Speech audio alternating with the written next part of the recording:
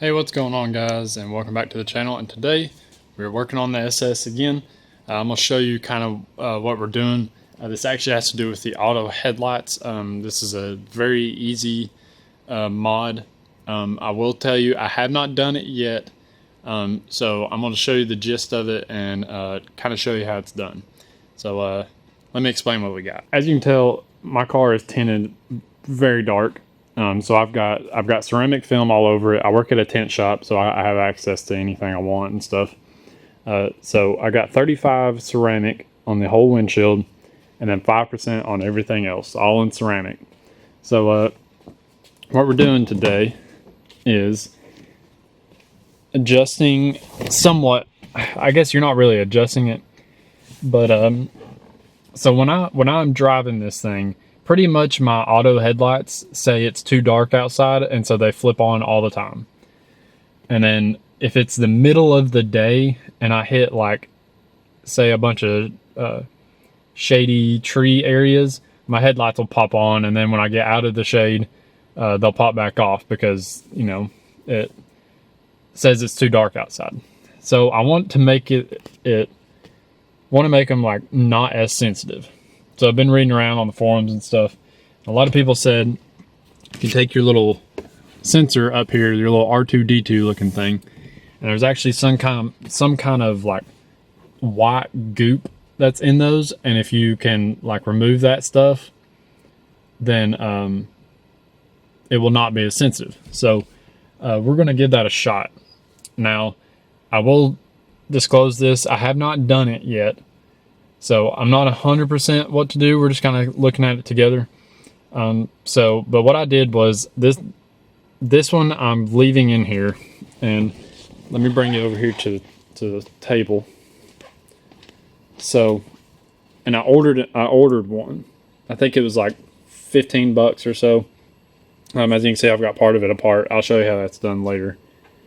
But I ordered another one just in case, because I didn't want to yank the one that's in it out of it and then something else not work very good.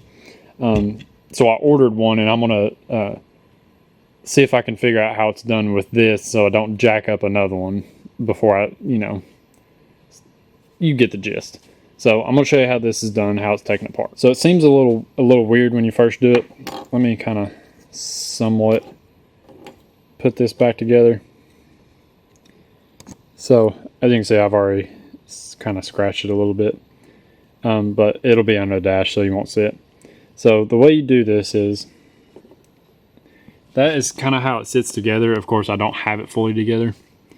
There's two tabs, one right there on the edge of this, and down there on the other side. So I took a tiny flathead like this one, and popped that little clip loose and kind of pulled it down a little bit and got it out of the way. And when you get to that point, there's two holes right here, one on that side and one on the opposite side. And you'll just, I used a tiny little Phillips head like this and just kind of pushed them, which releases this bottom section, right like this. So we got that loose. Now that's not good to drop it, but from what I've read in the forums, all you need to do is pull out this little circuit board, and as you can kind of see down in there, that little white goop they're talking about, I don't even know what you call it. But I'm going to work out and see if I can slide this out and see how it goes. Okay, I kind of got it figured out here. So let me show you. I'm going to try to attempt to show you. So I've got this here. I've got my little tiny screwdriver like I told you about before. So what I'm going to do is slide it in here like this and get it kind of underneath everything, and just slowly but surely, jiggle it out of here. Of course, you don't want to try to bend those your little plug-ins there. So I'm slowly just prying it up. It's kind of hard to tell, but I have moved it some.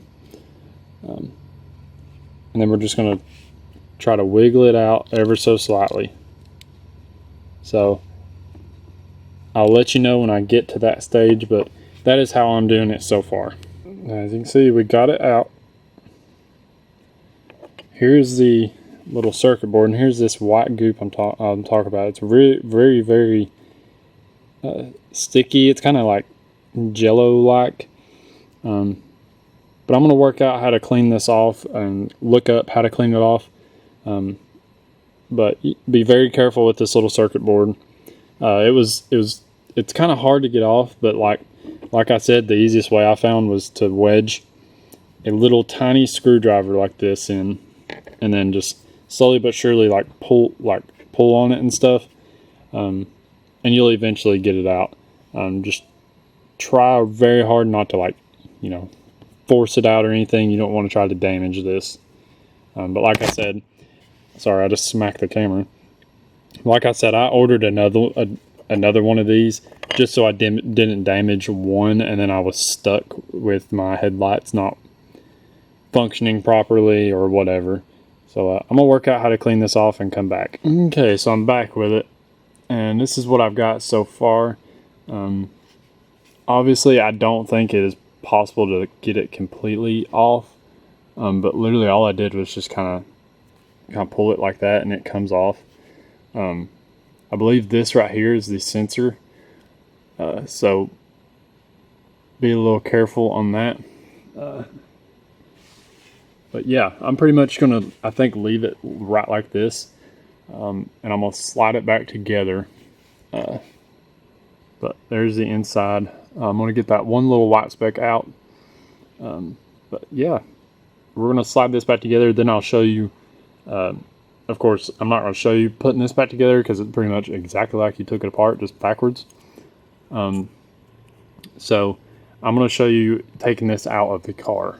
All right, we're in the car here. Here's our little, I call it R2D2 because that's literally what it looks like. But you would think, from what I've read here, you would think there's a little notch right there. You'd think you just pry up on that and just pull it out. But from what I've read, you need to take out this speaker in order to access it from the bottom.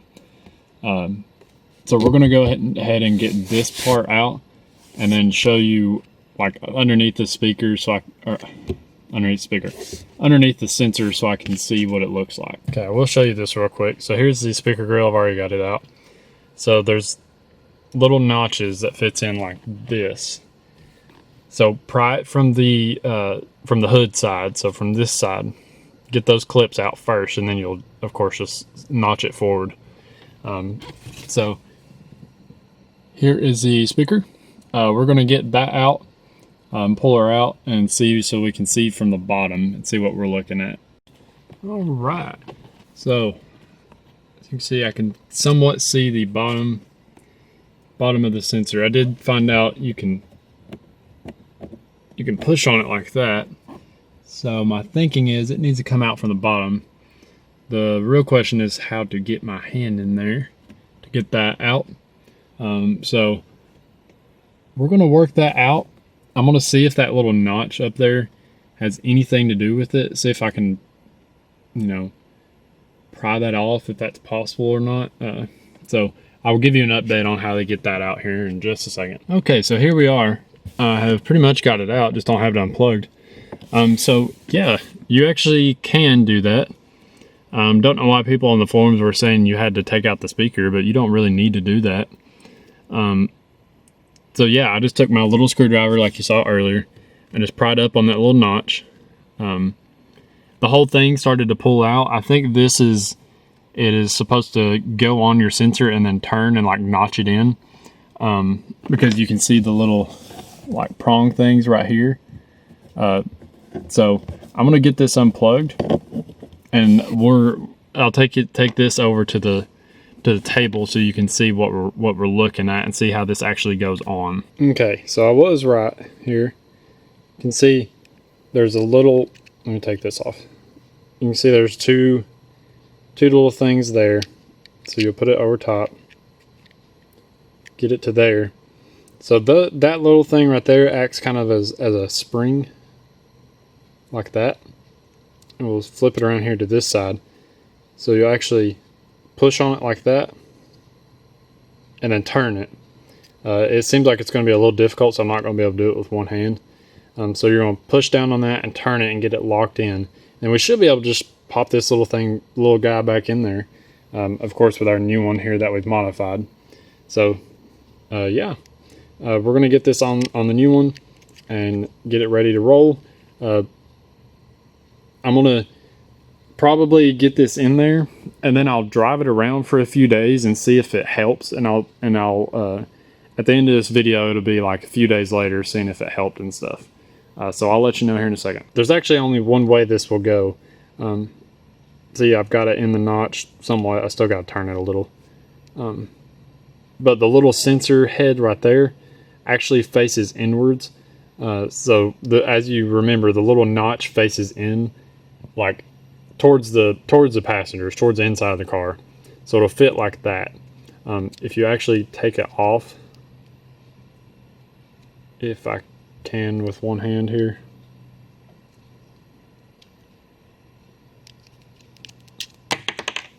As I throw it. So if I do it the opposite way, like this right here, it actually will not let me turn it.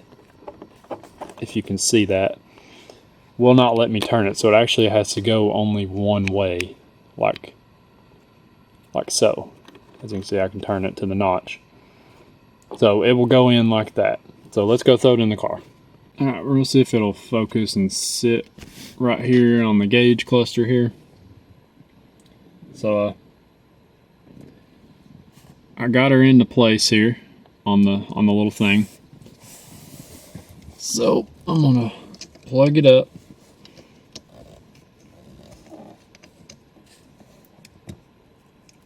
Like so. I'm gonna feed that wire back down in here. What's really funny is the speaker wire and this wire is all in one little harness thing. So we're gonna get it down in there like that.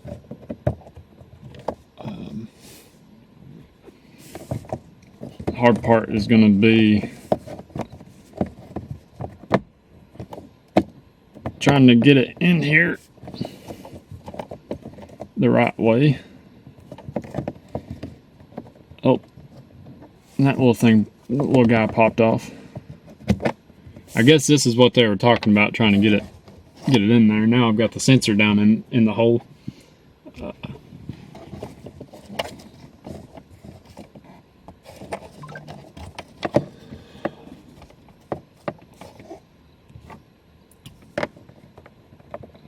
I'm actually gonna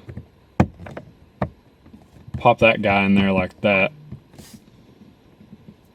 and then go from underneath and see if I can get it through the hole. So give me 1 second. I don't know. I'd like to keep the camera on, but I don't know how long it's going to take me. So we'll see. All right. Not going to lie, that was kind of a hard task to get that sucker in there. But now I can't push down on it anymore because I've actually got it locked in place.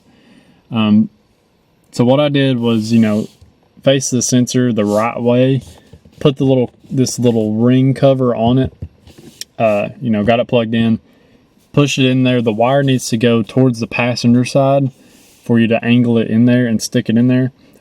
Honestly, you don't really need to take this out, but it did make it easier.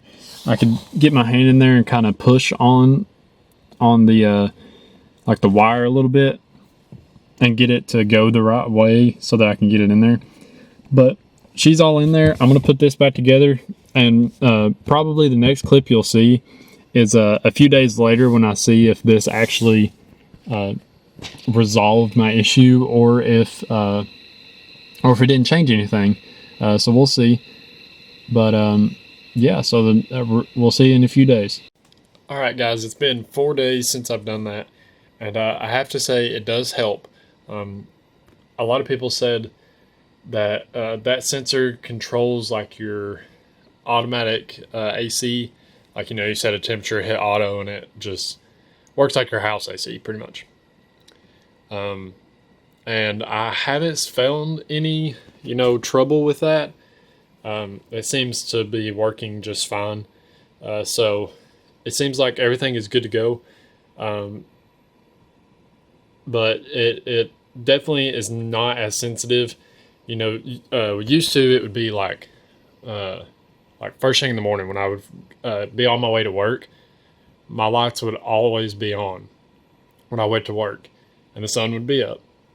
And now, uh, my lights don't come on when I first get up and I'm heading to work. So it worked out perfectly for what I needed. So appreciate you guys watching, and I'll see you in the next one.